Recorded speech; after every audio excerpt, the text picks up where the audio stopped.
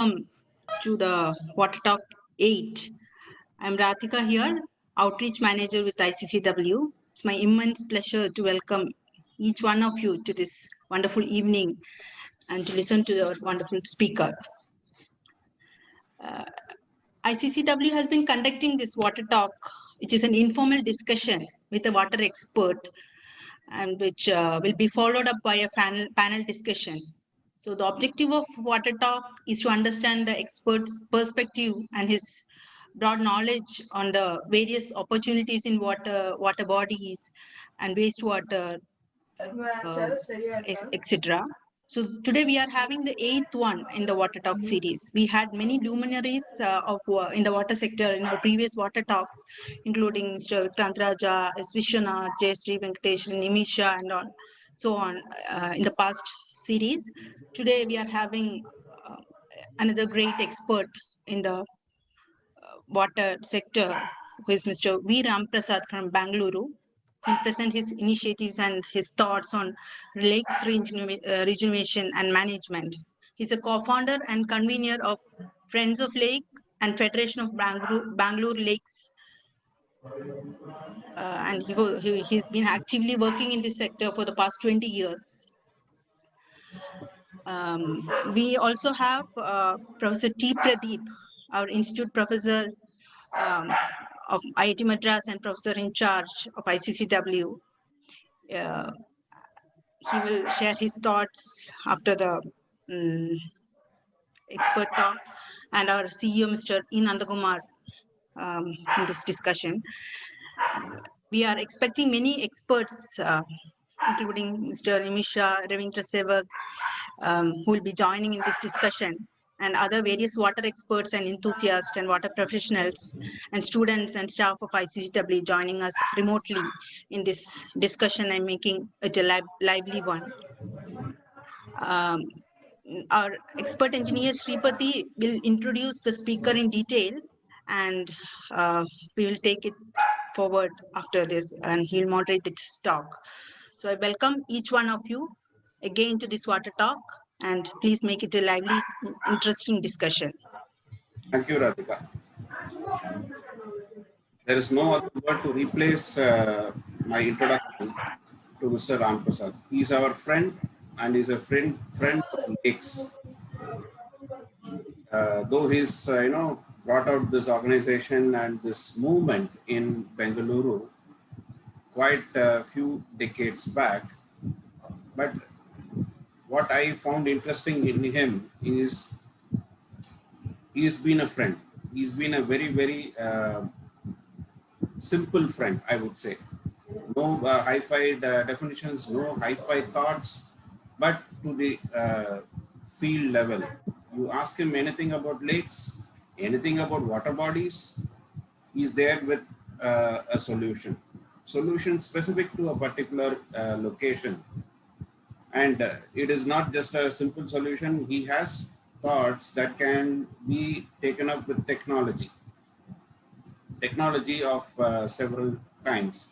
And in the past, our association together when we were in the previous organization, it has been a wonderful journey. And there was a water task force also created during that time, and he has immensely contributed to that water task force in the state of Karnataka.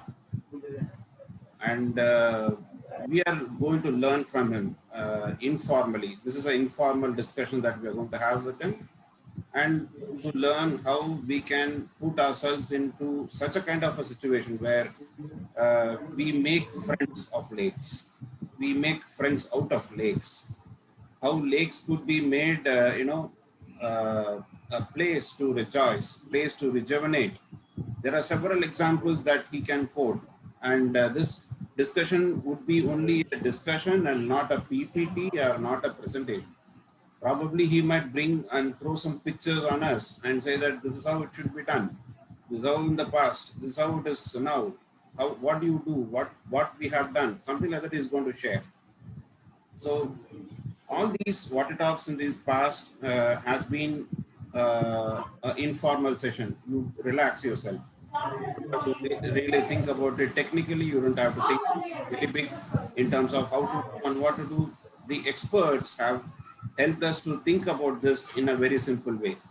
I believe Mr. Ram Prasad also would be doing the same thing today. And in the last talk, we had your friend, sir, Mr. Vishwanath, who has been our friend in the past in several occasions. He threw, a lot of insights on how integrated urban water management should be done. And one part is lakes. Lakes is a very, very important activity in urban environment, which is again of a dear area today, because all these lakes are not visible in many of the cities or towns. So I will not take much time, Mr. Ram Prasad. You can start your discussions. Probably in between, if there are questions, we will take up questions, or at the end also we can take up. I think we have people from the past also, like Dr. Nimisha. I think you might know him. He was a part of Unilever, and now he's a part of Toilet Board Coalition. And we welcome Dr. Nimish also and several other participants from across the country. And I think we have Mr. Indukant Ragade also, who has been working with us on several occasions, several platforms. He was the second speaker for our Water Talk series. So we have a lot of things to ask you and learn from you on how lakes have to be made as friends. How do we make friends out of lakes? Mr. Ram Prasad, please. Thank you, Mr. Pradeep. Thank you, Shripati ji, and thank you, Radhika ma'am, for that nice introduction. And thank you, ICCW, for inviting. Many a times what happens is talks are by people, those who are either professors or engineers, and here you are calling somebody who is neither an engineer nor a professor. But true, I do teach in Bangalore University, I do teach in NID also, but as visiting faculty, not as anything very serious thing, but I do take only water resources there also. But keeping that aside, the main thing is that many of us think that, if I want to rejuvenate a lake, let it be an engineer, let it be an institution, let it be anybody. First thing that comes to their mind is, where is the funds? I don't know why they start like that. The first starting itself starts with the fund. So once you start with the fund, then you're stuck there itself. You are not moving forward anywhere. That, whether is there a possibility that we'll be able to get that kind of fund, or will it be possible for anybody to really see that, they can do rejuvenation or other things. First of all, one of the things I would like to introduce you to Friends of Lakes. Again, Friends of Lakes is not a registered organization. That is the first thing I want to tell you. It is when myself and Vishwanath were, we are neighbors actually, to be precise, we are nearby and we live nearby. So when myself and Vishwanath, we formed Friends of Lakes way back in 1988, we were just kids. We were just small kids, and we formed this Friends of Lakes and Friends of Trees, and we were trying to do some work around, work means we were just playing around lakes. Let me tell you, this was not even a serious matter at that time. We were only playing around, so we friends used to play around, so we called ourselves Friends of Lakes and Friends of Trees, and just plant trees and go around, putting water for them from the lake itself. But in 2011, when we regrouped, and by that time, Vishwanath sir had become practically part of the whole thing. And again, we regrouped, again reworked on the whole thing. And that was a decision taken in 2011. When 2008 we took the decision, but by 2011 it came into fruitification that we shall keep this organization as an informal organization. No registration, no money involved. And we wanted to see if a citizen movement can take something into them, and then can create and can have focused agenda, which they will force upon, or which they will see to it that they put pressure on the governments or on the local bodies and get something to do with regarding to water. See, we started as lake and lake rejuvenation, but now if you see, Friends of Lakes is totally involved in the overall city level water balance studies and water balance equations that we are trying to put in over here in Bangalore. And with Niti Aayog and BBC coming up with a report telling that by 2025, Bangalore will run out of water, and maybe many of us have to leave and go. So FOL and Biome, that is which with Vishwanath sir, we had really taken up this as a challenge.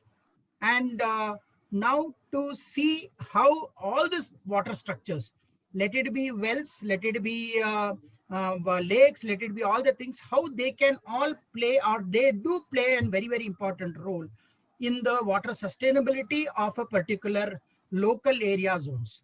So everybody knows that, water is imported into Bangalore city from Kaveri. Again, I would like to bring this one because it is not just Bangalore. Many other cities also depend upon imported water. So they get it from some other city. And one of the things that we see is once imported water comes in, the importance of local water goes for a toss. So how big it is that, when imported things are coming in, why do you not give the importance to water sustainability or the importance for, like here BWSSB doesn't even see that groundwater is a source of water for them. They don't even see that, even though 45% of Bangalore city depends on groundwater, but still in their this thing, they don't see that. An agency which is supposed to be taking care of the water issues and everything of Bangalore city doesn't see groundwater as a very big source for them, even though this has been sustaining 45% of the Bangalore population. So here, now slowly I will move more towards lakes. And what we want to tell here is that in this whole scenario of imported water coming in, local water being totally forgotten many a times, because in the end of the day, what we are seeing is because the local water is forgotten, the lakes goes for a toss. Now, what is the narratives of lakes now all over the country, not only country, in many places? Slowly the narrative of the lake is that they want to see water 24/7. 365 days there should be water. Now, whether the water quality is good or bad, that is a totally secondary question. They don't even bother about it. But there should be something wave, and there should be something, and that should not have water hyacinth, or it should not have algae is also very fine. So why I'm telling you this narrative is, when as scientists and as engineers, when you are trying to put up rejuvenation plants and other things, there is one citizens group, or there are people over there, one who are talking to the MLA, talking to the government, and whatever plans you do, whatever DPRs you do, whatever kind of study you do and go and give it there, doesn't go through. So end of the day, what is happening is, I got students and interns, when we really bring out very beautiful DPR with all the all the parameters put in, still we find that it doesn't go through, is because the citizens or the local people and the MLA or the MP, they want something else, and they are convinced about it that they want it like that. So this is where we see that as scientists or as engineers, we are not able to convince the citizens. So somewhere there's a gap between what the citizens are thinking, what is a normal layman is thinking, or what is the MLA thinking, who is listening to their citizens, and what the engineer is thinking, or what the scientist is thinking. Now, I'm not bringing bureaucracy into this one, because bureaucracy doesn't listen to anybody. So we don't have to bring the bureaucracy in here, but at least the connect between the scientist or the engineer and the citizen group has to be there. So that is one of the major roles that Friends of Lakes has been playing, is that if a scientist is telling something, if he's talking about bioremediation, or if he's talking about water balance, or if he's talking about, in a lake, how the quality of water should be and other things, how this whole thing gets translated to layman language, where laymen start understanding this whole thing. And what happens is that they start rallying behind it. So many a times I've seen, a lot of research we do, a lot of papers are written and kept. But at the same time, this doesn't come into this into the society, or doesn't come into the community, or doesn't become a reality, is because the connect between the institute, or the connect between the citizen and the scientist, many a times gets lost in either sometimes in big words, or very technical paper, or sometimes in this kind of things. So one of the things which as FOL we have been doing is trying to see that if we can bridge this gap. So one of the things we have been trying to do as citizen science program, that is in Friends of Lakes, is that we have been trying to bring a citizen science, this thing known as Lake Health Index. I would not call it as an index, I would tell indicator. So it is just an indicative tool which we are preparing with around 30 odd questions that we ask. Like the question can be right visual parameter question or visual aesthetic question would be like, what is the color of the water and what are you seeing around the lake? Like, around the lake, you would be seeing an industrial area, you could be seeing an apartment, you could be seeing agriculture. So what are you seeing? What is the color of the water? What is, something is floating on the water, if there is garbage in the water. And these are the aesthetic questions. Same way, if a citizen can do something very small experiments like, this thing, pH of the water or conductivity of the water by, using some sensors and other things. I will not tell this would be a very accurate kind of, indicative data, but at least it indicates you that there is something happening in the lake. So this is what we have been doing, and there will be biological parameters and indicative parameters, and there will be limnological and ornithological indicative parameters. So we have been putting all this together in 30 questions and asking our citizens to do the survey, a 40-minute survey, and then the data is taken, and now through this data, whatever is the indicative thing that is coming out, maybe scientists can take up whatever, they can see that, okay, this lake is having some kind of an issue, or this can wake up the authorities or whoever is taking care of the lake to see that if there is a trend showing that this lake is getting into a bad, or the health of the lake is getting deteriorated, they can immediately take action on that one. So this is one of the ways that as Friends of Lakes, we have been doing it. And this is where, some amount of science that is bringing citizen science, which is now UN is talking about, and slowly maybe citizen science. But at the same time, citizen science should be helpful to the institutes and helpful to the people, those who are doing hardcore, very, very serious research. So somewhere if this bridge can happen for the citizen science to do the large data work, like, they can do, like for us in Lake Health Indicator or Lake Health Index, that particular program, our simple one lake sampling is around 200 samplings. You can imagine that means there are 200 people want to go out over there and collect this data and give it to you. So it is 200 points in one lake are being taken, and that is the kind of data which comes, which when we crunch it and when we take the average, usually I think it should be much more nearer to accurate. I would not claim it to be fully accurate and other things, but at the same time can be very indicative for a researcher to take it forward from there. But how this can happen, and this is where science can really go ahead and encourage citizens to understand science as science, not just, take some mumbo jumbo and, look at all the factors involved in this whole thing. Like today, there are certain things, I want to really bring this out. Usually, Shripati knows it very well. I'm pretty open and I don't bother about what I talk, and really, I just give it forward directly. There is this bokashi balls being put all over the place. When you see any research paper out about bokashi balls, it has never worked anywhere. And there is some other diatom algae that are being given to us. And this diatom algae is actually increasing the phosphate content in the lakes. Now, the old problem let me tell you, one of the experiments that we started off in the year 2006 or 2007, we started this off.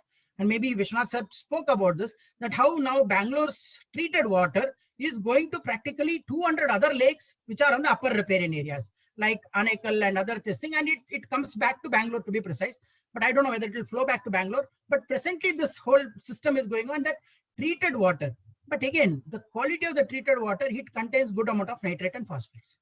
And we know that phosphate has been one of the worst, even though Pollution Control Board is trying to bring in certain standards and other things, but still phosphate has been one of the culprits to bring in too much of algae or too much of, many of the lakes being in the eutrophic zone. So this is where we are trying to reduce this thing.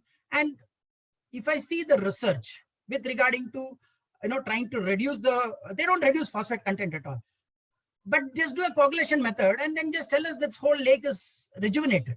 So this is where the narratives of rejuvenations of lakes. And now here again, first time trying to tell you the few things that don't have the real backup of science. That is because there is no pre-values, there is no on-site values, and there are no proper research done. But simply because it is a product, there is a push, and because there is a push, and you just everybody accepts it. And imagine, this is not a rupee or a 2 rupee program that they do. These are all in crores. And we take that whole thing and we try it and we do the experiment, and at last we tell them that, oh, the experiment did not work. But by the time you have spent on 10 crores on that whole project, and this is all public money. So this is where what we want is institutes and all whichever groups are there. Let us be as scientific as possible, look at the research, and then come out with, whatever are the answers for the particular problem that is existing in the lake. And let me tell you, main problem that we are seeing is the phosphate and nitrate issues. Other things can be taken care in an STP, other things can be taken care in many other manners, but phosphate, even nitrate can be taken care. But at the same time, phosphate has been a bigger issue for us because it does to encourage a lot of algae production and eutrophic zones are happening. And that is where we are trying to see if the phosphate can be reduced within the STP, or should it has to be done on a biomass removal procedure.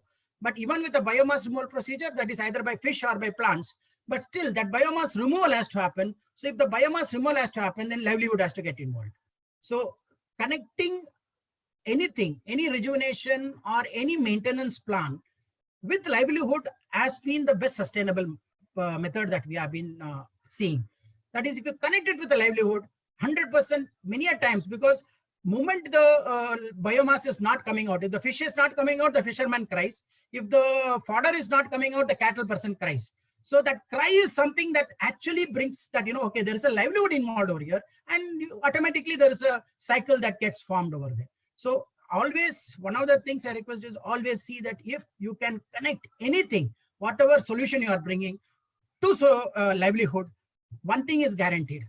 If it is taken up, one thing is that surely this will sustain for not some years, but sustain for a longer period of time, because livelihood is involved in that one. So any research that we have been doing always has this mark, this parameter telling that, is it going to help in livelihood?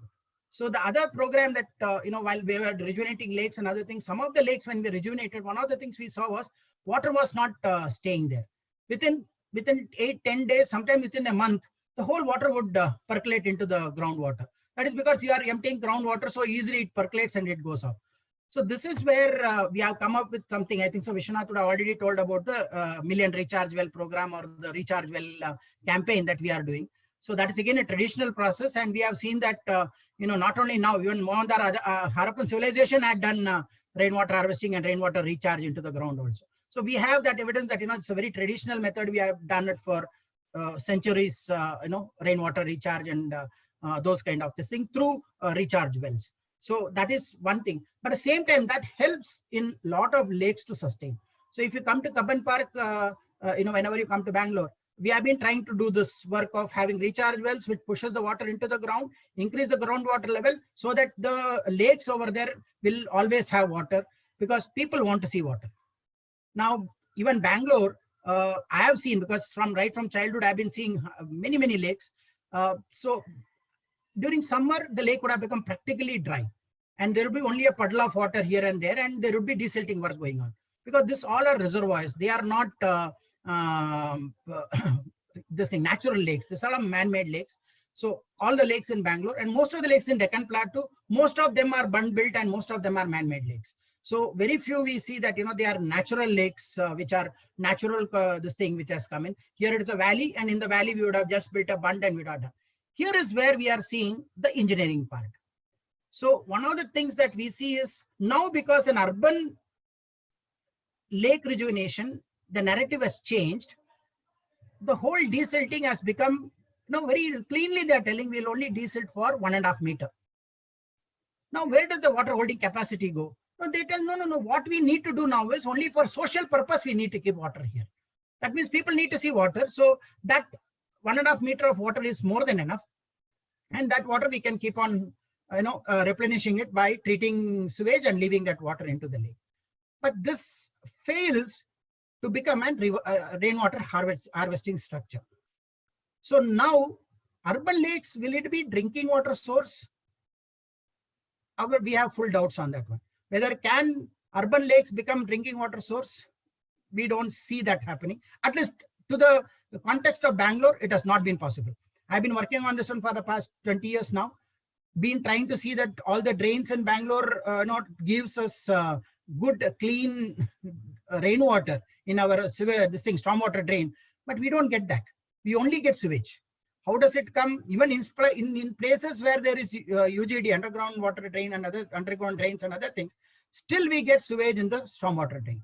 And this has been years and years we have been struggling. That is when we decided that, this doesn't work and we need an STP at the mouth of the, wherever it is possible at the lakes, and then give the STP, through the STP, try to treat the water and only give treated water to the wetland. And from the wetland, it flows into the lake. So this is what we have been trying to do here. To see that, if it is possible, if we can do, and different methods we have adopted, and different CSR funding and other things, the way that it can go around, the way it can have, and frameworks to how to work around with the company, with the CSR fund, with the rejuvenation, everything, how it is possible to do, all those framework and other things we have done. And this is shareable. Let me tell you very frankly, if anybody else wants us to share how is that working and how is the framework done and how we could convince the government to adopt this kind of framework, we are ready to share it to anybody, because if they are looking at lake rejuvenation, and apart from that, if they are looking at the real narratives. Now, one of the things that we see as narrative is lake has slowly become only social zone and only for beautification and cosmetic. Totally all the engineering, environmental standards, everything is thrown out into the wind. The reason is only this much, because the citizens have been going and forcing this, that they want a, they want a garden, they want a play area, they want something. So what has happened is, now if you see Bangalore also, you will see the lake will be looking the boundary, that is the buffer zone, will be looking very great, with lot of gardens, lot of butterfly garden, gym equipments and children play area and all those kind of things. But the water quality, if you see, it will be surely, I'm telling you, because few lakes which are in, we tell it as beautiful and other things, the water quality is superbly bad. When we test it, you see that water quality is bad, but they are least bothered is because the peripheral. So this is the narrative that is going on now. And this narrative is not just in Bangalore. When I went to Ahmedabad, when I went to, this is the same narrative that is going on. And because of this narrative, that, beautification has taken over, and all other standards, let it be engineering, they just take the silt and build the bund. Now in Bangalore, three big lakes, bund are broken and we have had floods. How can bund break? And the engineering, this thing is not even followed over there. Now, this is something that we are trying to take it to the citizens also, that if they are one who are demanding certain things and getting it done, or getting those kind of things, they should also be demanding about that they want good water. And many of these lakes, because they are not desilted properly and other things, they don't act as a recharging structures. So now, is it time to reimagine lakes as mainly as recharging structures, that as much quantity as possible as rain, what falls in that catchment area is diverted towards the drains, and as good quality as possible water is in the lake and it is percolating into the ground for groundwater recharge. If that is one aspect, the other one that we are looking at and other things is how we can connect it to the livelihoods, number 2. Number 3 is that if need be, few lakes as tourism and sports is also an open thing that we are still discussing on. But in all these things, the primary foundational principle is environment and ecology. How we can maintain the environment and ecology of that lake, how that lake can be a microclimate changer in the climatic change, this thing, how it can be a microclimate, this thing in that area or in that locality, because it does to play as a it changes the microclimate in that area. And all this kind of things is what we are looking at if you are looking at a lake rejuvenation. So what I wanted to impress on all the many experts and all the other thing is that in an integrated urban lake management or maintenance or rejuvenation, the influx of sewage is something that we are not at all ignoring. We take that into account, that it is happening in that way, because even when I went into some of the villages, they had done for Swachh Bharat Abhiyan, they had connected, UGD was connected. And I'm asking, where did your sewage go? And I saw the sewage is directly going to the lake only.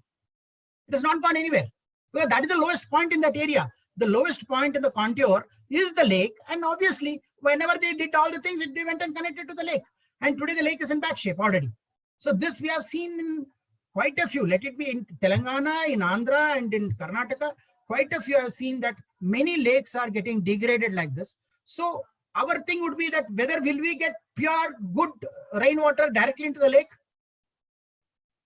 The chances are, for me, the chances have been very less. In my experience, it has not happened. So let us keep an idea. Let the DPR contain that there should be a space for STP. And if at all, if we need to treat the water, then treat the water and then let it into the lake. So this openness that, we should have something in the, like an treatment for the water that is coming in, that should be part of the DPR and part of the, part of the whole narrative, rather than, keeping that away and trying to tell that, no, we will create a lake with pure water, that in an urban kind of a context. In urban context, it has not been like that. And especially the cities which are importing water, lakes play a very, very important role in recharging the groundwater. And that groundwater, either shallow aquifer water, deep aquifer water, we are always seeing that, it is utilized, it is exploited. But at the same time, there is shallow aquifer water, which many people have totally, slowly forgotten. And I think so Vishwanath already would have told about open wells and how the connectivity between shallow aquifer and open wells and recharge wells all are there. So that, to do that particular thing, even lakes becomes a very, very important conduit in all the cities, mostly in Deccan Plateau, if I'm clear about it. All the lakes play that very important role. They may not play a role of reservoir anymore. They may, reservoir for agriculture especially, they may not play that role anymore, but surely they are playing a role of rainwater recharge and flood mitigation. So how it is, in the flood mitigation, how it is working, if you see, in many of our lakes, in Bangalore lakes, already we have started putting in sluice gates so that we can control the water, keep the lake empty for the rains, so that when the rainwater comes in, even though that rainwater is also bad water, most of the tests we have done, they also contain good amount of lead and good amount of, sometimes it is just mixed with sewage and other things. So because most of our, practically 80% of our Bangalore's drain run with sewage, open drains run with sewage. So that is the reason that whatever rainwater we get also is contaminated water only. And I've seen the same scenario even in Mumbai. I've seen it in like Powai Lake is one more thing that we are sitting and doing. And I've seen the same issue over there also. We think that there is good water coming, and most of the water that comes into Powai Lake has been in spite of IIT Mumbai sitting there. So, but still, I don't want to talk about anything on that matter. But still, IIT being there, is the situation of Powai Lake from past 70 years has been the same.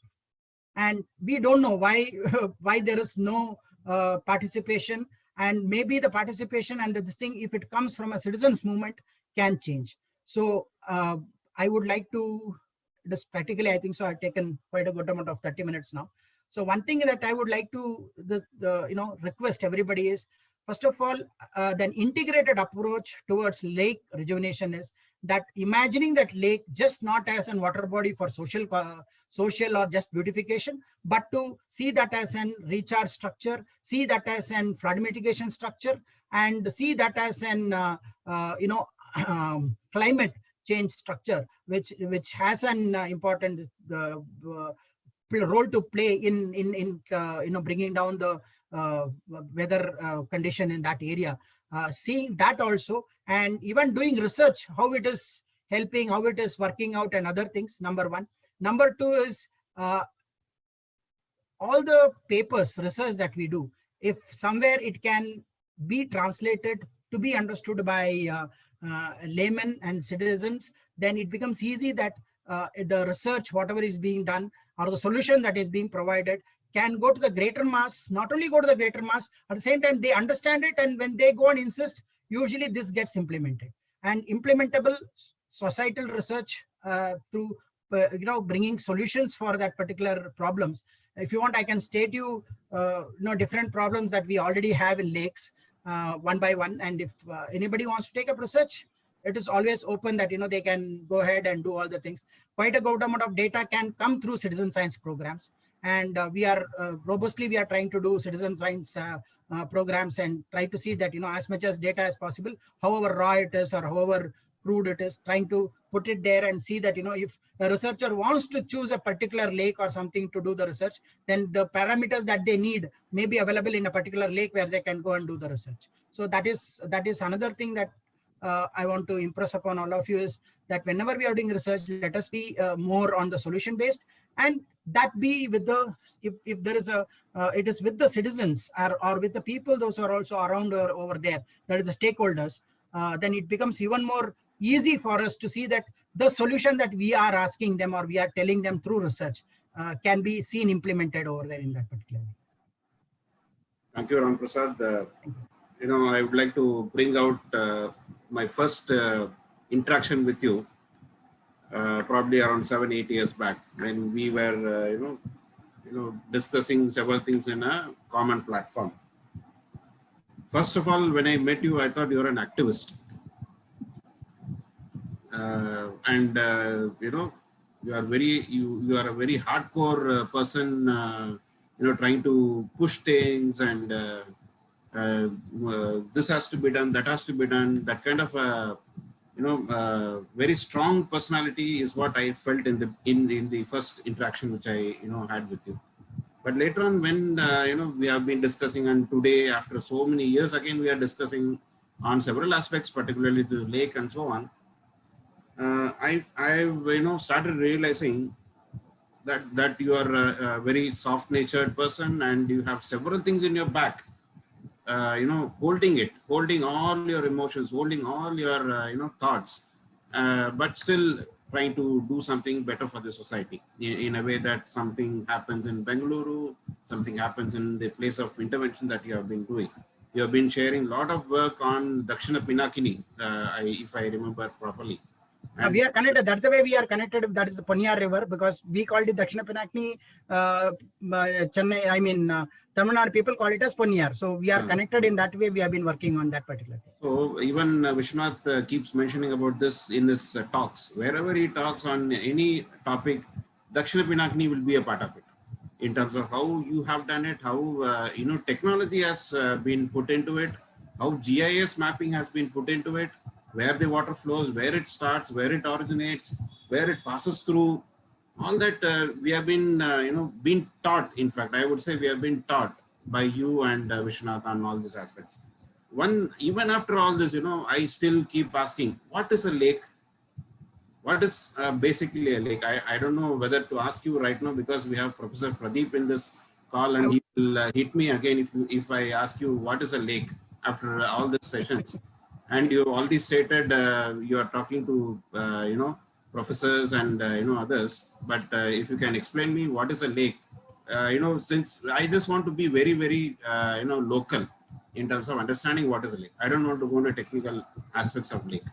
So let us, if we see a explanation of a lake for us right from Chola, some of the big lakes were built by Cholas, and some of the big lakes here were built by the Rashtrakutas and the Chalukyas over here. So they also had definitions. Nobody did without any definition out being there. So for us, the lake, especially Deccan Plateau, for us, lake has been the lifeline, because groundwater, surface water was our main source of water. And maybe the little bit of Chalak aquifer water was the main thing that we were looking at, either a river or a lake and other things. So building a lake, for Kempegowda, two things, like the builder of Bengaluru, two things his mother tells him that he should do at any cost for the city of Bengaluru to be good. And that two things are, one is she tells him, grow as many trees as possible, build as many lakes as possible.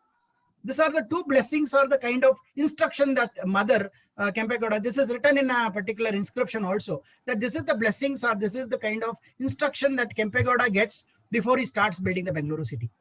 And that is how Kempegowda was known as, in Kannada, we tell it as Savara Keregala Sardara, means he had built 1,000 lakes for Bangalore city.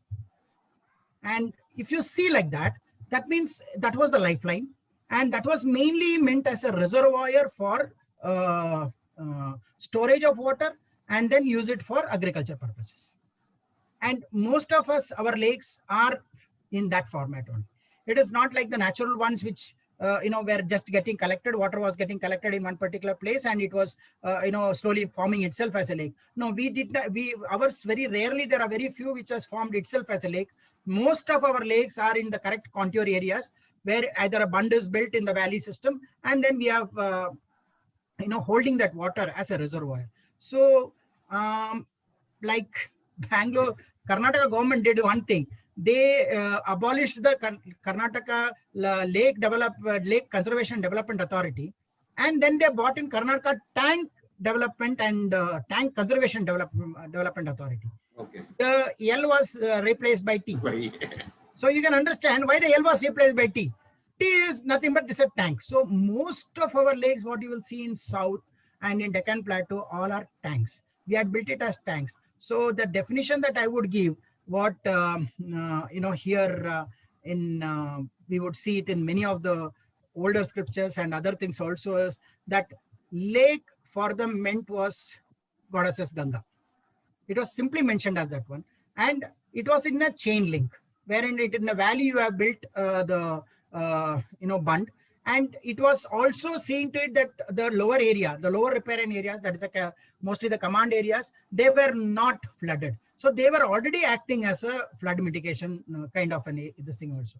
So for a villager at that time, a lake would be his total lifeline. His life was dependent on the lake, like the fisherman or the cow grazer or the sheep grazer or the farmer, everybody. One of the things that would happen is that the lake was there, this main source of water, because that imported water concept was brought in by Sir M. Visvesvaraya for Bangalore city.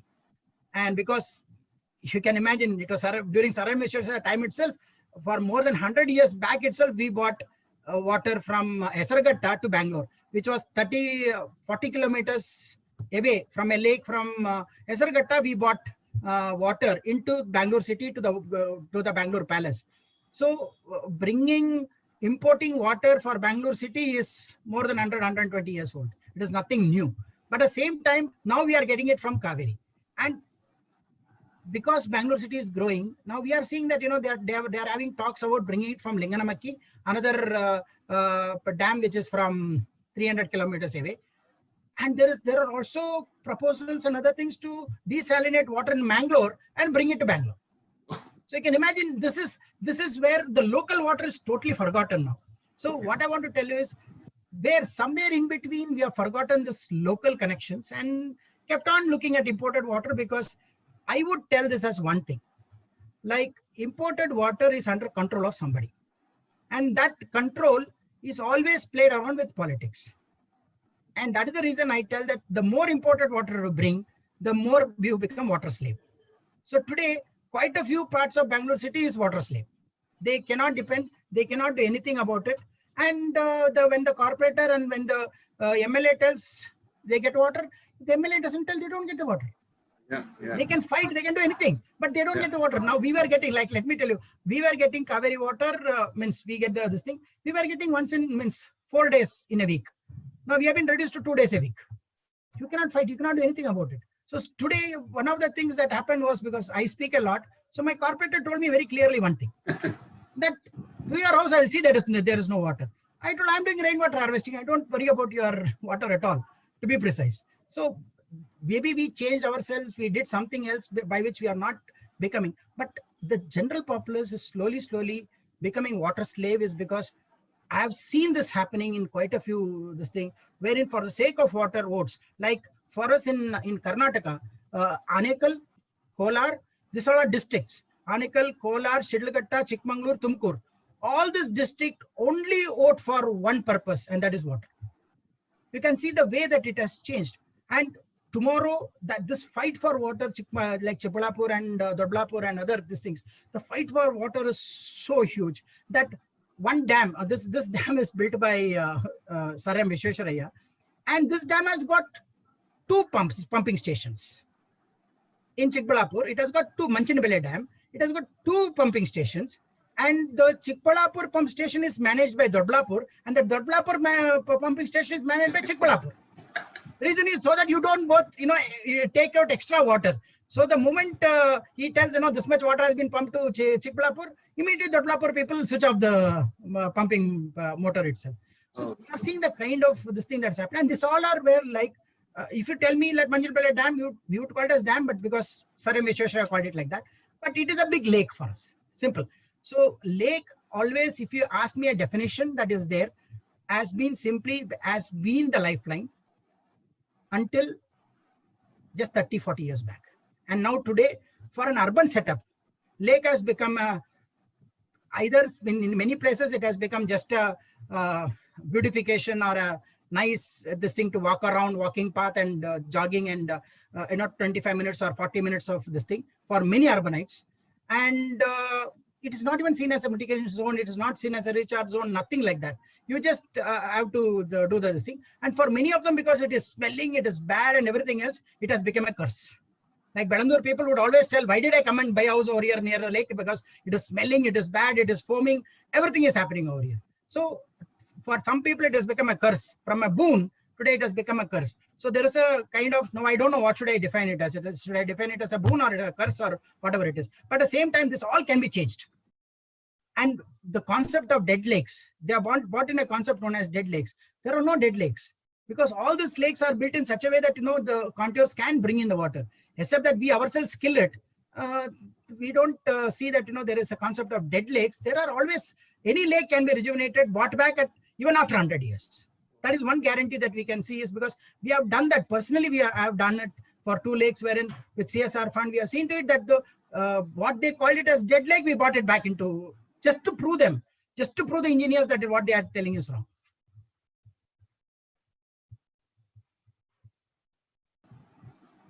It's been a learning, Ram Prasad. Even after so much of work that we have been trying to do, I would say, we're trying to do. It's again a learning that what is a lake, and you have given an explanation for 15 minutes on what is a lake, which definitely we don't have time to learn like this. And this is the best time that we learn discussing with you, and many more thoughts are going to roll out after the interaction that you are sharing with us. And I don't want to take much time, but I just wanted to say one thing. When you are saying all the cities and towns of this country, I don't know about other cities and towns of other countries. I had the opportunity to visit Rameshwaram Island. You might have heard about the island. And there were people, the Purohits, the local Purohits. One Purohit, he was mentioning that the entire town, city of a particular state in the ancient times is all based on water, based out of water resources, particularly the lakes, particularly the ponds, the tirthams. You might have heard about temple tanks. So all these are based on these, type of, the entire city or town planning itself is based on these resources. And with your knowledge, with your experience and all this, we'll have to learn how this has to be understood first. We have lost all that kind of, scriptures or anything like that. But how do we learn this now? Probably that will be one step forward for taking from this discussion. Now I will stop here. Professor is trying to shoot a lot of questions to you, I think. Professor? I am sort of Please go ahead, Professor. Speechless in the sense that so much has poured out from you. One thing that I wanted to say before I proceed further is that I was asking Radhika to put all these lectures, discussions together in the form of small books, small write-ups, so which Radhika is doing, called a Water Talk series. And your talk as well as our discussion will be captured suitably. Then it will come to you. This is, so in case others who are going to ask questions, please do remember, please do pose interesting questions for the larger community.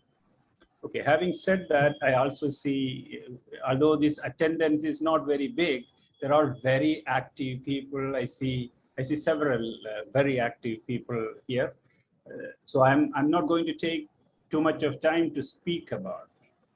But one thing that has come out from your talk very well is that lake has been an ecosystem. And traditionally, it has been an ecosystem. And lake has been a part of that large ecosystem.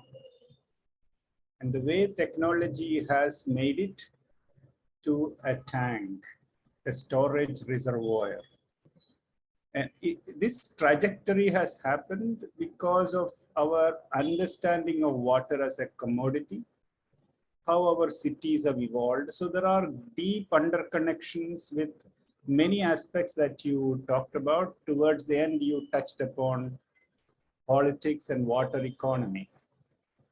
So what you touched upon or opened up is very big for several of us. It is sort of itching, with many thoughts around, and all of them are going to come out in one way or the other.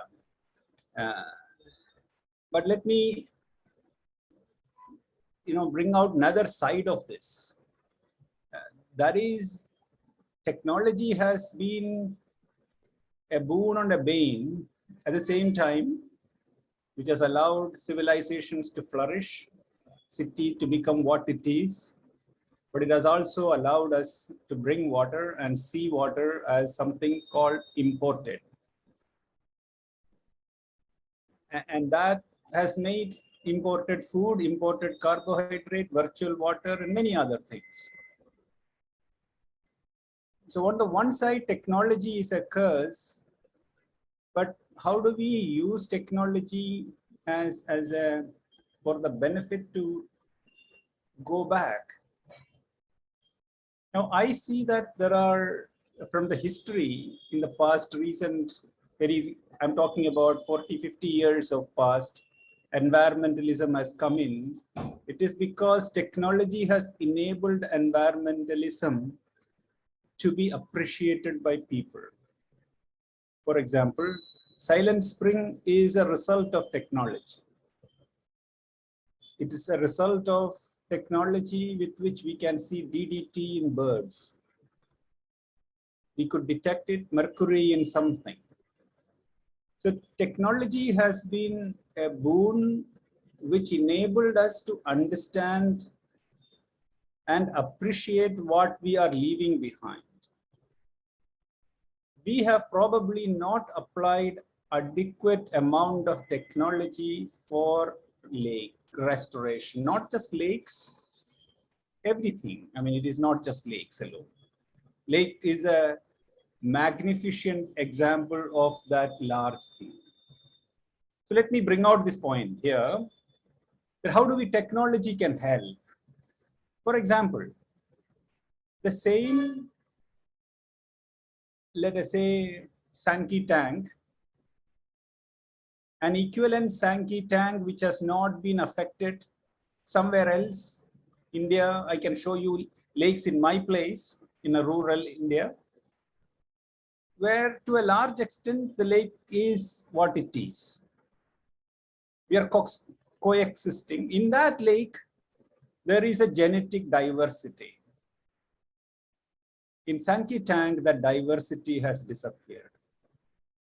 For example, in our Bhavani River, up on the very beginning and to the end, we have lost our bacterial diversity over 80%. And globally, we have lost quite a bit. Sankey tank, what did it lose? What did it lose is a question of technology. Why did it lose is a question of technology. How is it continuously losing is a question of technology. I think you are the most appropriate person to say why our temple tank or tanks are dying with the scientific data. That is a saga equivalent to Silent Spring. And if that is known to people, that next door, my bacterial diversity is disappearing because of such and such, I think this is another citizens' movement. They don't come only to see polluted water, which gives them a thrill. They would rather come also to see that diversity. Now, what has it done to plants? You touched upon earlier to algae. What has it done to all of these is also one question. It extends beyond that bacterial question. It questions beyond the, the organic question, contaminants question. But what has been, you said organic, what has been contributing to the flows into the lakes? What has sustained lakes? And what is making a lake a tank? What is it just simply storing? And why our flows have been disrupted is also a question. So I also want to add to this point that you brought up. Lake will live as lake as long as it is connected to livelihood. But in the modern definition of that livelihood, it need not necessarily be economic benefit alone. Immediate economic benefit alone, that has many different facets to livelihood. We live also to read. We live also to talk. We also live to see people. So if you take that, I see that your Friends of Lake could grow a great service if we were to bring out a book as to why lakes die and how can lakes be restored in the larger context of technology. And I see tremendous connections of citizen science that you touched upon here with very many facets of that. So we can discuss all of this in greater detail. So let me just leave with that one important pointer, that how did lakes die? What is the technology can do for lakes to recover? Now, when you do this, I'm sure it is going to bring out a large number of questions which have political underpinnings, technological underpinnings. But I think they are natural to come. Just as Silent Spring brought out, they are natural to come. And this natural thing will take its course. I will leave it there and then wait for others to respond and then take this further. Thank you, Sripati. I'm done.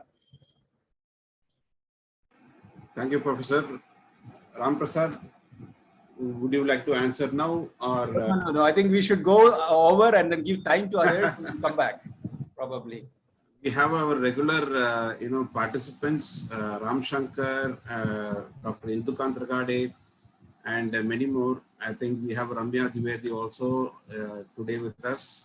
And We have Nimisha, I see. Dr. Nimisha is seen here. We would like to hear from several of you on what do you think about this. Probably we have another 10 more minutes to close this call because everyone is, completing their busy schedules and they have come back. And Dr. Nimish, you would like to have some thoughts? Sure. Thank you. In fact, it's a great pleasure to meet Mr. Ram Prasad. I'm in Bangalore and I happen to be staying in the Whitefield area where in front of my eyes I have witnessed two stories on lakes. One is the Vartur where the foam flew and came on my windshield on one hand. And another lake in AECS layout just behind my home, which about 10 years ago was completely covered with water hyacinth and has been restored some way in the context that you say recreational purpose. It is not for the water security, but perhaps, yeah, it looks good. And now there are birds coming. Last couple of years, I've seen the painted stork coming there, which was a great delight for me to watch that bird coming in here, because I've always seen that bird only in Ringanehattu near Mysore. So yeah, these things are definitely happening in front of our eyes. You touched upon a very important aspect about target of rejuvenation, which is, should it be for the recreational purposes, for the looks, beautification, and for people to exercise and fitness, or whether it should the target should be about restoring the water security of that city. And I think that's where a bit of a policy information and advocacy is very, very crucial, because perhaps that is not very clearly understood by the government about what does rejuvenation finally mean. The other aspect which you touched upon, where I have some inputs, is also about this whole issue of phosphate not being considered as part of cleaning up bodies. If you look at the global work on planetary boundaries, phosphate is a huge risk for a country like ours, agricultural country like ours, where it is getting depleted. By spending a bit on the heat and carbon dioxide, you can recover nitrogen from the air and put it back into fertilizer and get your crops. But phosphate, once it goes down to drains into water bodies, it is very, very difficult to extract it back. And therefore, phosphate recovery before it gets dumped into lakes or any other water bodies is a very crucial one for our country, because we will face shortage of phosphorus once we cross 2030, 2035. And therefore, this aspect also needs to be considered quite seriously. And maybe lastly, just that, sanitation waste, if we don't treat and allow it to go unrestricted into lakes, it will eventually come back to us. Nature cycle is such that pathogens that we dump into the environment finally come back to us. And that's exactly what has happened with COVID. And therefore, keeping the lake and water bodies clean right from the beginning is definitely crucial, and you highlighted that very aptly. So very pleased to hear you today and to meet you on this forum. Thank you so much. Thank you, Dr. Nimish. Thank you. Can I answer one of the phosphate question? What we have been trying to figure out with the ATRI and with IAC also, we have been working on. The thing that we are trying to figure out with regarding to phosphate is whether, Pollution Control Board is telling that, it comes through detergents and all those kind of things. But let me tell you, the major amount of phosphate is coming in fecal matter. So the fecal matter is containing whatever small sampling we have done and small research we have done. The fecal matter is having more phosphate than what is coming through this, either through detergents or soap.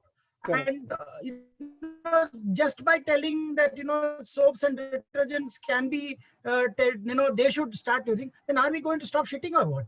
That's the major problem that I got. That you need to take care of something else. So that if this thing, if we can see that if the STPs can be made in such a way, and today there are only three ways of trying to take care of phosphate in a STP, and if we can, and the calculation of a wetland taking care of phosphate has really gone wrong. Correct. And I'm telling you, let it be any kind of wetland is not taking care of any phosphate unless until you're removing huge amount of biomass from there. And if the biomass is not removed, phosphate is not taken care of. And many lakes in Bangalore where we spent in crores are back into square one with total eutrophication zone. Example is Rachandeli Lake, Jakkur Lake, where we have spent more than 30 crores on it. And today the lake is in super bad shape with only algae, and algae to an extent where we are having cyanobacterium, and it is a total algae bloom. Right. So that's what I wanted to bring it out over here, is that whenever we are doing, let us look at the basics. These are our basics, actually, to be precise. And we are not looking at that, and we want to bring a lot of things. And now we are bringing in just oxygenation. Oxygenation is not going to help in trying to take away the phosphate. So that's what I wanted to just impress upon. So, That's what I want to just impress upon is that, you know, phosphate is a matter of concern for us, and we need to look at it. There is no good research which tells if in Bangalore also, what is the amount of phosphate being contributed by soaps and detergents? What is the phosphate being contributed by fecal matter? This research needs to be done properly so that we can really take care of this huge problem that is there. Absolutely. Thank you, Mr. Ramprasad. We have one question from Mangesh from Birbhum district. He has been part of our activities in Birbhum, trying to solve some problems of fluoride, contamination and all that. Mangesh, would you like to ask a question quickly? We are running short of time. Sir, I have a, it's a very fundamental question. I mean, it's very easy for all of us to understand the contamination, for the urban base to understand the contamination. But when you go through the entire statistics, the rural base, which is most affected. So do you really think that we need to have something provisionalized in the education policy where we can include the water and stuff into the chapters of the children, as well as how to aware the masses? Because I mean, what I feel personally is that we need a big time revolution to make the masses understand, where there is a lot of capital flowing down from big time capitalistic, where we have seen that when the water is within the TDS limit, but still people are using ROs and all, which is affecting them in the coming years while they are 20 or 30s. So what would be your insight onto that, sir? Education is something that I fully agree that is very much needed now, because, and first of all, one thing is, when we mean education, what do we mean by the education? Should we teach the children what is the quality of water and how do you determine quality of water? And if that can be done by just seeing something, and they do have some practical way that they can know that what is the kind of water that they are using or they are getting and other things. So this simple citizen science program, that's why I kept on telling you citizen science program, wherein these programs are meant for this kind of masses. So education on that level, that by them not doing saying to it that if especially in rural areas, the amount of phosphate and other things that they use, the fertilizer, that chemical fertilizer that they use, and what is the runoff from there is what is affecting the lakes. And one more thing is, what we have seen also is, if there is open defecation, that also gets in the rainy season gets comes into the lakes and other things also, and that are the kind of phosphates that are getting accumulated over there. And let me tell you, unless until there is no removal of it through biomass, the phosphate is still sitting there only. It has not gone anywhere, and there is a accumulation that happens in the lake. And because of that accumulation, and because you are not removing it in any way, the only way that you can remove it is do desilt and take it away. Desilting in either wet dredging or dry dredging, whichever process it is, but remove that whole thing and then take it away from the lake to the back to the farmland or whatever it is the one of the methodologies, or take it through fishes or through plants is the other methodology that presently we are seeing. If it is STP methodology, in the STP, then it is through ferrous sulfate or alum and other things that we can surely separate out this phosphate and take it into a different format. But the whole issue is, all these things, if you want to do, then there has to be some amount of education, and that has to start from children only. So maybe the future education in this thing, we will be able to do such kind of livelihood education rather than trying to do something which maybe the kid is not seeing that in front of them, but at the same time look at problems that are existing there, and then maybe that small thing, extracurricular activity kind of thing, if it is done, it will be possible. But Mangesh ji, one thing I'll tell you, if in rural sector, if we are talking about huge funds do flow, but at the same time, if we have not directed it properly through citizen movements, it is not going to be anywhere. I had one of the questions also, how well citizen movements have worked in Bangalore city. And you can see we have got 45 lake groups. Some are registered, some are not registered. And today, if you ask like that, Federation of Bangalore Lakes has got 92 lakes under it, and we keep on fighting. We keep on doing things. That's why, maybe Shripati told me I look more like an activist. It's true. First I started as an activist, but later on we saw that science, engineering, everything is needed for all this kind of things. It cannot happen without science, engineering, and technology. Technology has to come in. But at the same time, if people can understand the technology and also rally it along everybody, then it becomes much more easier. So we do need people, and if at a younger age they understand technology and they have understood all these things, it becomes very easy for us to make them understand in the future that, you know, for this particular lake rejuvenation, or this is the lake, this is the kind of health of this lake is. So that's why we are coming out with the lake health index or the lake health indicator, so that it becomes easy for people to at least understand it and then go forward with the whole thing. So that is where we are trying to do. Let's give Pradeep, some sir. time to Ram Shankar as well as Yes. to Induka and Ragade, and then then open it up for other people too. So, sorry, yes, sir. Thank you. Shankar, yes, please. Sir, the areas where On the line. I thought I heard. sir, the areas where illegal mining are happening and they're disturbing the fluoride strata under the earth, what to do over there? We will get this question answered, Mangesh. We will require some more time for this, because we have several other questions coming up. Noted. Shankar, Noted, sir. Noted. can you ask your question? Noted, sir. I can understand, sir. There's so many questions must be having. So one question. I mean, you have been to Karasol over there, and the way illegal mining have tampered the fluoride strata under the earth. Yeah. So what to do over there? How we can go ahead and try to understand, as well as to make the government understand. आपका question सुन लिया हमने. हम कुछ answer लेके आएंगे आपके लिए. And Ramshankar जी, आपका question please. Yeah, thanks, Sripati. Mr. Ramprasad, so I'm part of the Rain Center, and I'm mentored by Mr. Shekhar Raghavan, who runs the Rain Center here in Chennai. So we do quite some rainwater harvesting work, very similar to what Mr. Vishwanath does.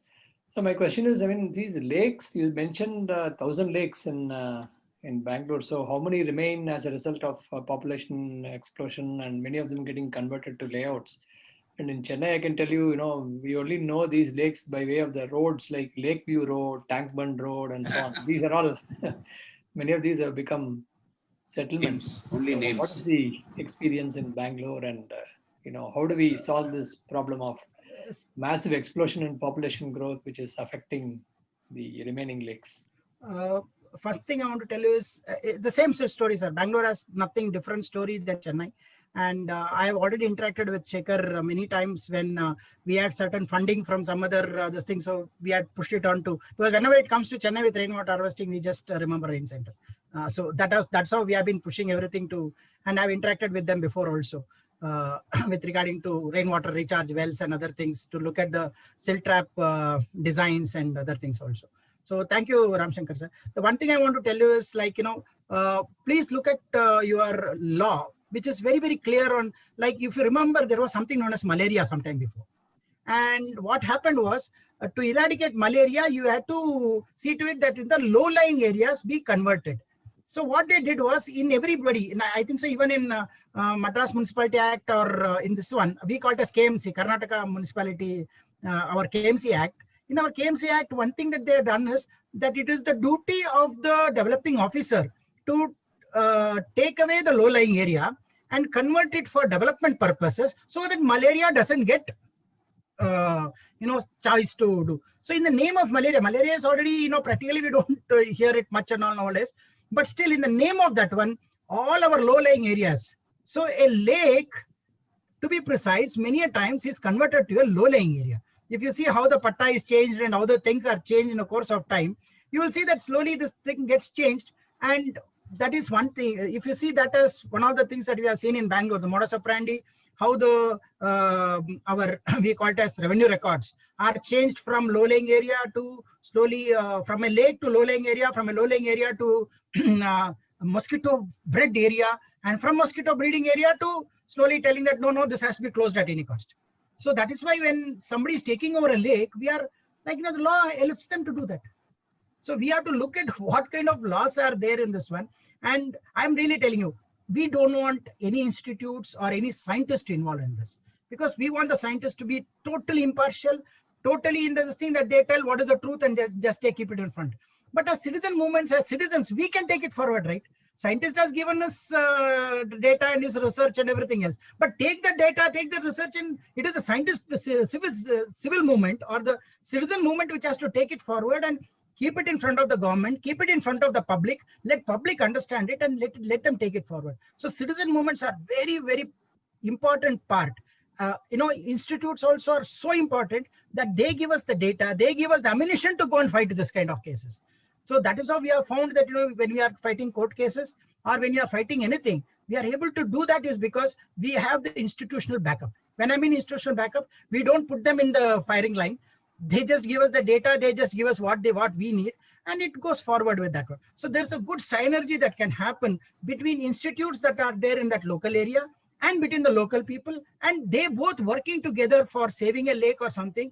And including, when I meant saving the lake, it also includes, like, for me, some other colleges, law colleges, they give us the law points practically, telling that, Ram, when you're fighting this case, use this law point because we have done the research. So this research and all can be done only by them. So citizens, people also, or NGOs also have to get in touch with law colleges, institutes, and all need to work together, because it is end of the day, it's one ecosystem. So we all need to work together, and I've found success. Let me tell you, we have found good success by doing like this. Let it be the NGT case, let it be now 1,300 crores being given for Belandur and Vartur lake rejuvenation. All these things has happened because of this kind of synergy and thing that has been going on in this, especially in Bangalore city. And I would tell that is a learning. Yeah, we have one question, I think, from Sudha. I don't know who's Sudha here. You have to probably unmute and ask a question. Hello, sir. Good evening. I'm Chaitanya Sudha. Yeah, please. It's a great pleasure listening to you, sir, about the lakes. My PhD work is on lake ecosystems in Chennai city. Sir, I have some ideas, and also I would like to listen your view on the political influences on the lake restoration. We have developed one water bodies protection index in order to state the health of the lake, to see how different aspects of the man-made activities have affected the lake ecosystems. Yeah, Sudha, I read your paper some time back. Let me tell you, I've gone through your paper also. Thank you. And I saw that particular indicator of political and governance being part of Exactly, it. sir. And I was very astonished that, somebody could even bring governance as one of the main factor out over there. And I was very happy to read that part, because many of them hesitate to bring governance and political things in their, especially in their research paper. Why bring all those things, and tomorrow somebody else reads it and goes and keeps it in the court? Then I'm damned for all those kind of things. So, but that was really, I did not know that I would be meeting you here. Thank you so much. I did read through your paper some time back when I was doing some research on some other issues.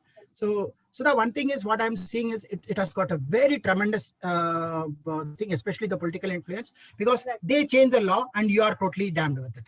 Like the law, now I'm telling you, this law was made 45 years back. That is, that low-lying areas can be taken up because of the mosquito issue. Now that is being used to take up the usurp the land and convert it into real estate. And one more thing, the value of the lake. The value of the lake is totally undermined. They tell the value of, there is nothing. When you compare it with real estate value and the value of water that is sitting there, they tell what is the big water it is sitting over here. This water is not, this is not useful at all. Oh, you are getting it from Kaveri. Why you need all these things? I have had politicians who now directly told me, in Bangalore city, we don't need any lake at all. You people are fools sitting and trying to save lakes. So we don't need any lakes. What we need, two things he told me, that they don't need lake. And today he's in power, not only in power, but in a very high this thing also. Position. But high position also. Yeah. Minister, when I mean. And because that time he was an MLA 5 years back. But when we spoke, he told, why we need lakes? We are getting water from Kaveri. Tomorrow we will bring it from Linganamaki. Day after tomorrow we will desalinate water from the sea and we will bring it. Don't worry about you not getting water. Yes. But the real estate value of that 400-acre land is 100 times more than the water what is over there. Exactly. So let us convert everything into real estate only. So this is the logic with they are thinking. Yes. So this governance, if he's sitting there, means you can imagine where the governance is going to start talking about. And that is what we have already seen, that in for state of Karnataka with KTCDA, without any this thing, silently they have made one amendment in the whole law. The total law is very big, but at the same time they made one amendment, and that is that they can build roads, bridges, and allied construction inside the lake. Yes, sir. And always we tell what is the major culprit if something is killing the lake. Two things are very major all over the country. Yes. One is the roads and another is the railways. Exactly. They go right in the middle, sometimes right across the lake, and one portion of the lake becomes totally dry, and they don't even make a culvert for the water to go from this side to that side. And you see that the other portion of the lake gets dried up, and slowly they usurp that whole land, and then they tell, okay, now that land is gone, so slowly this lake also, and many a times the way that they cut the lake is at the mouth where the water is coming in. And I've got ample number of examples across, in Madhya Pradesh, even including in Guwahati and other places also, where this kind of water bodies have been cut across, and the water body simply doesn't get the water, and now we start calling them as dead lakes. Again, I'm telling you, just a culvert needs to be built. That's all. The water will go from this side to the other side. But we don't do that. Reason is we want that the lake is closed and use it for this purpose. Now, what Ram Shankar sir was asking me that one question again, I go all around the place and I don't answer the right question. So, Ram Shankar sir asked me that, what is happening with the, lakes of Bangalore city. We were 2,000 lakes in total. Now, from 2,000 lakes, we came down to 210. From 210, presently, we are at 123, sir. Okay, now is it possible, a related question, is it possible to go back in time, Yes, sir. in law or a modified law to get our lakes back? Yes, sir, possible. It is possible. I think we have attempts.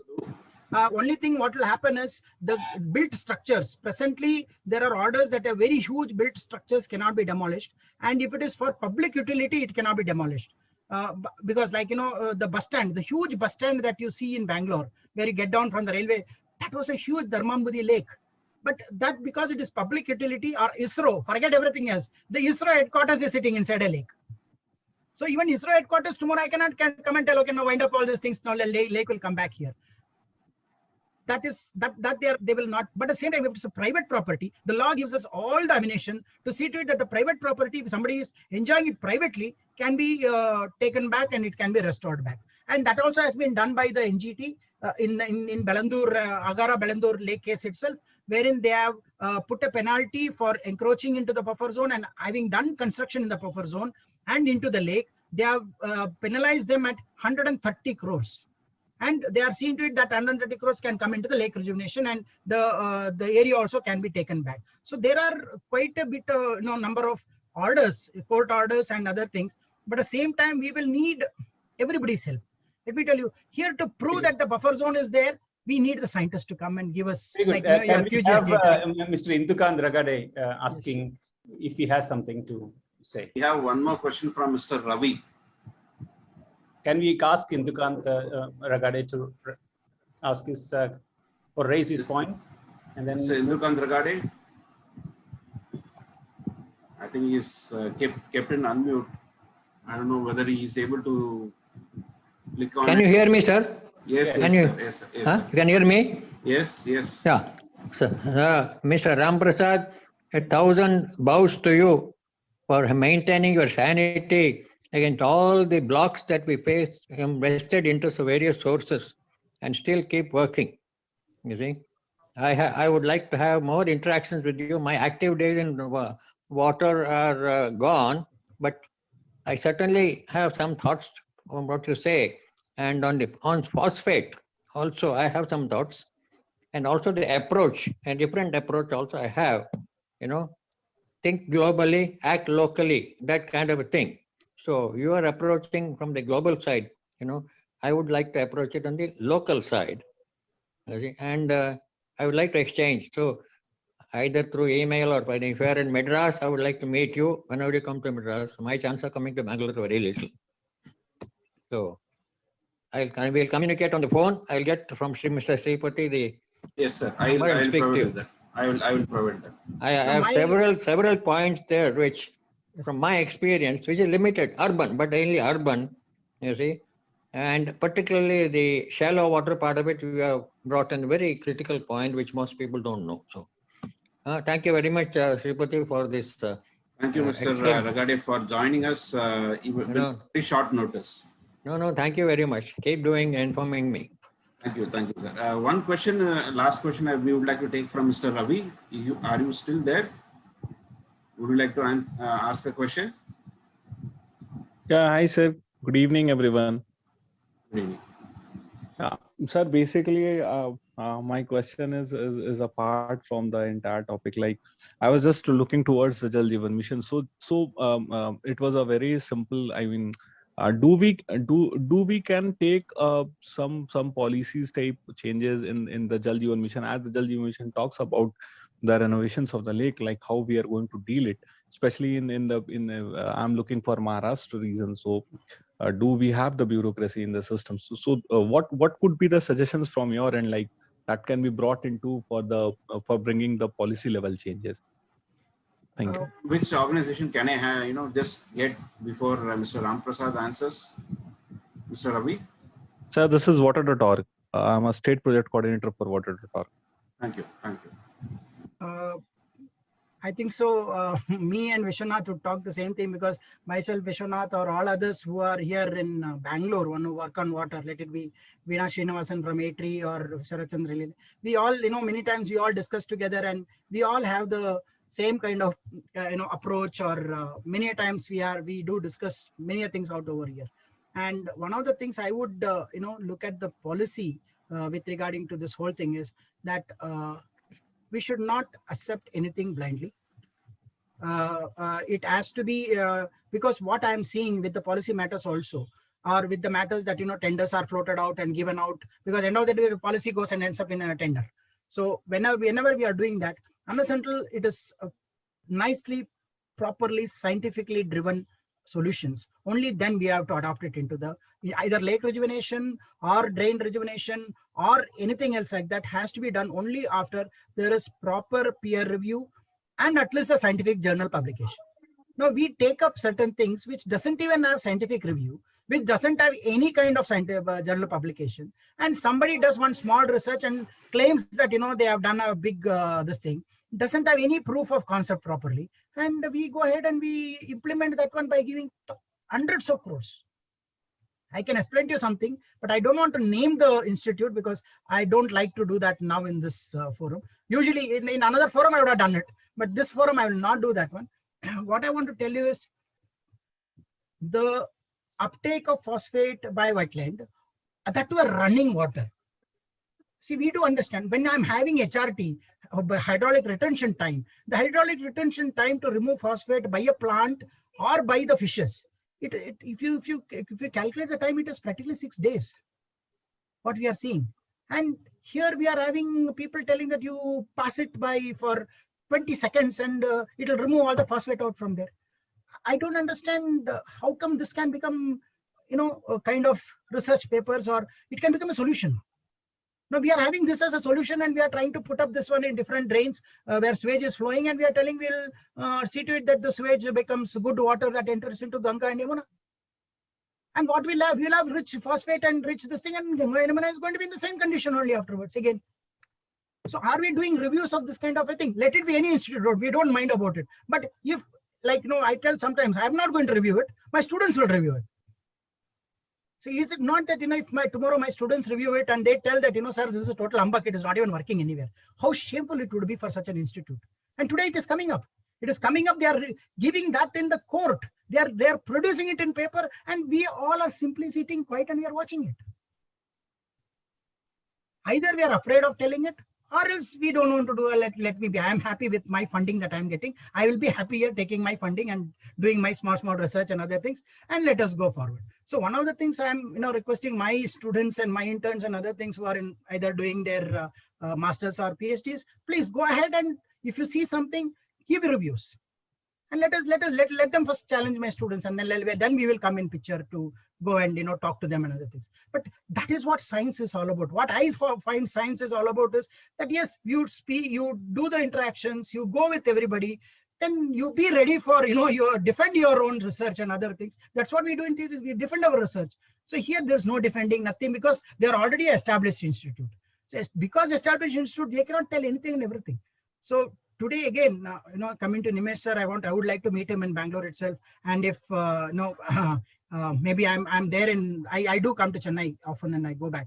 So I will surely meet Indu Khan sir for sure when I'm coming to Mumbai. Please visit ICCW. We will have an interaction on several fronts. And Professor, you have any thoughts before we close? Pradeep sir. Unmute. I want him to comment on my point as to how about a document similar to what I talked about with scientific inputs as to how lakes can come back. Surely, sir. So one thing is for sure is I can get you, one thing is how it can come back hydrogeologically, because again, for us, hydrogeology has been a matter of concern. And if we can really look at that one and bring about an answer. So presently we are doing something on that, this thing with Bangalore University with QGIS being taught to a lot of people. And we are telling you, we have taught QGIS to around 300 people. They are normal, common IT people whom we have taught them QGIS, and through them we are trying to see that why did this lake is not receiving the kind of water it has to receive, what really happened over there. Or it can also be the same thing, temple Kalyanis, we call it as Kalyanis in Karnataka, or temple ponds, what you would call as, and where there was trickling of water that used to come regularly, and that kind of thing would be where that has got affected. We are working with Geological Society of India, and with Geological Society of India we are trying to see what has really gone wrong with that layer of soil, which is now not acting as a capillary. There's no capillary effect, there is no water getting accumulated, the water is just running off. It is not even percolating the water into the soil. That's what we have found in many temple ponds and other things. This was a very preliminary this thing with Geological Society of India. So we will be doing, and we would be very happy to join with ICCW to see to it that this kind of research is not done only with Bangalore and this area, but is done in all other areas, and see if there is a similarity pattern that we are seeing, which is across the urban landmass area where the percolation rates have come down. There is no percolation happening, or what is affecting this percolation very badly, and whether, like Ramshankar sir would be knowing this very well, that once upon a time you would tell that do a recharge pit. Now we don't talk about, we no more talk about anything about recharge pit. We have stopped talking about recharge pit. We are telling them to hit a recharge well, which is minimum at least 12 feet, 15 feet, or 20 feet, sometimes even 30 feet in column, so that there's water, and we don't know where the percolation layer is. Some percolation layer, it keeps on going. So what is happening with the geology when it is converting itself into an urban settlements? Is the geology changing where it is not allowing water to percolate? These questions are still there, and so we are ready to work with you. Let me come here and say that shall we work towards a project called From Organic Lakes or Living Lakes to Storage Tanks? What happened to my neighborhood? If this can be done, many ways it has been done, but I'm saying with scientific inputs, the specific case of Sankey Tank or whichever thing that we can do, we can really look at that in great detail. If somebody says that globally 30% of this, about more than 83% actually, of the diversity has gone, microbial diversity has disappeared. What has happened to Sankey Tank? What has happened to something will give a great opportunity for the Bangaloreans to understand what is happening in their neighborhood, and with that information they will be contributing to the protection. My suggestion to Radhika or people like that is to take that kind of a thing as a challenge, and with lots of years behind you, you will be leaving a legacy. That is what I feel what could be done. And all of us are in a position to contribute to this. For example, Nimish will be happy to provide what is happening to our fecal mass that is coming into our system, what is contributing to that. All of these issues that we talked about in the context of phosphate and all that, there's a lot of contribution that people from the toilet board or coalition can do. Many of us are in a position to do as well. I will leave this here. I know that it is opening up a large number of questions. So is it possible for Radhika to sort of coordinate this to come to something? This is beyond what I just now talked about. What water talk related talks are something, but I'm talking about a 300-400 page book. Done, sir.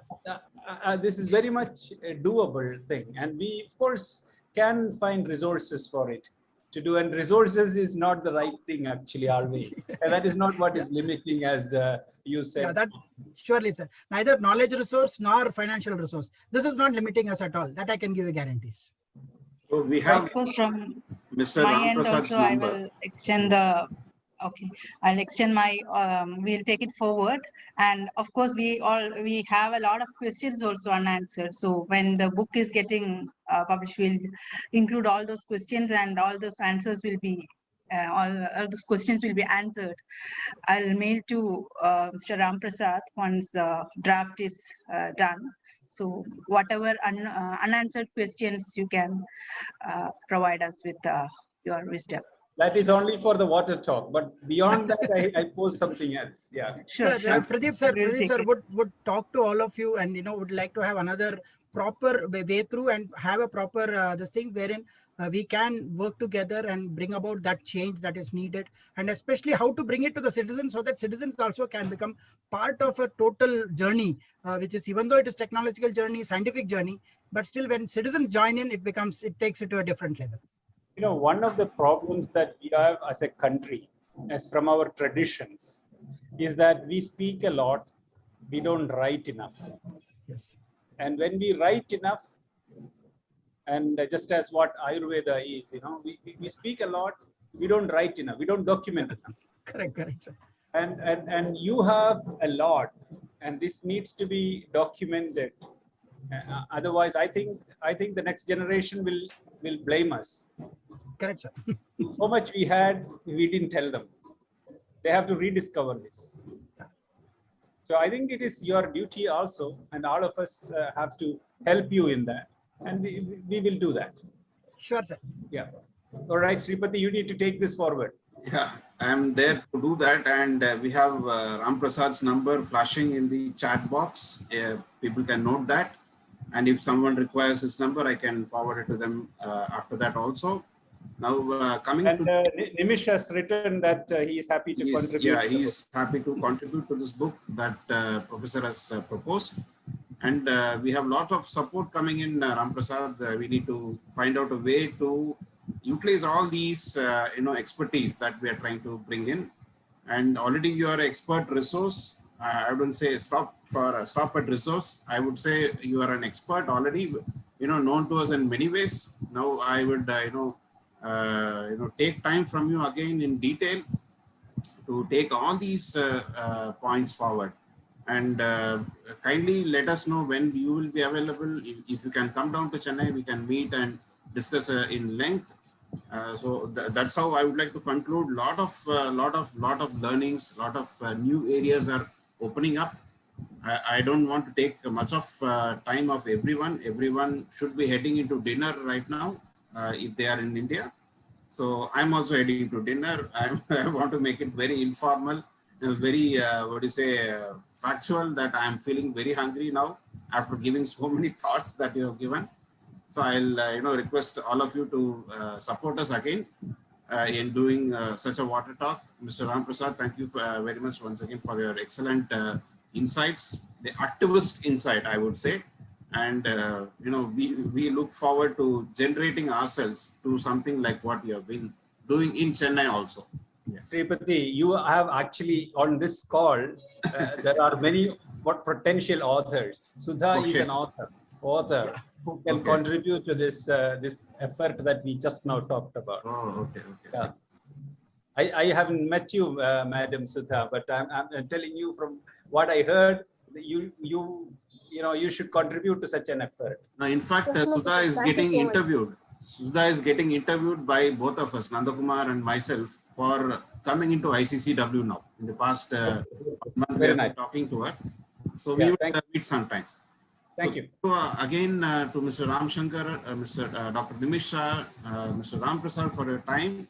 We will again meet in some other platform. Thank you, Professor, for your time once again.